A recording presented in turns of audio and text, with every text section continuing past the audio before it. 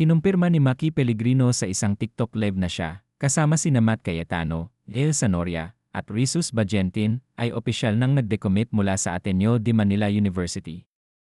Ang pagdedecommit ay nangangahulugang hindi na nila itutuloy ang kanilang dating commitment sa programa ng Ateneo at maaari na silang mag-explore ng ibang oportunidad para sa kanilang collegiate basketball careers.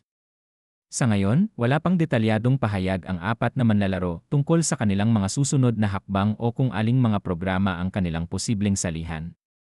Dumating ang balitang ito sa panahong patuloy na pinag-uusapan ng basketball community ang hinaharap ng Ateneo basketball program. Marami ngayon ang naghihintay kung saan tutungo ang apat na promising recruits at kung paano maaapektuhan ng kanilang pag-alis ang mga susunod na recruiting plans ng Ateneo. Habang nagsisimula ang bagong yugto ng kanilang basketball journey, isang bagay ang sigurado. Maraming mata ang nakatutok sa kanilang magiging susunod na destinasyon.